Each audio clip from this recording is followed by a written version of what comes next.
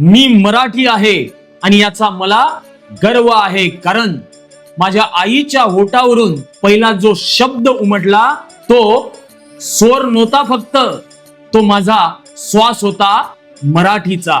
मातीच्या सुगंधेत मिसळलेली, घामाच्या थेंबात चमकलेली, शेतकऱ्याच्या हाकेत दुमदुमलेली ती भाषा म्हणजे मराठी.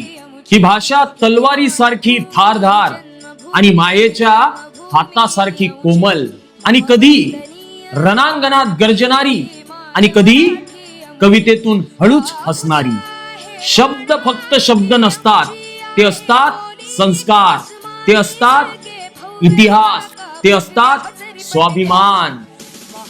जग बदलत आहे, काळ धावत आहे, टेक्नॉलॉजी नवनवीन येत आहे, पण माझी मुळे जिथे रोली ती आहे मराठीमध्येच. मी स्वप्न पाहतो मराठीत, मी विचार करतो मराठीत, आणि यश मिळून जगाला सांगतोय, होय मी मराठी आहे.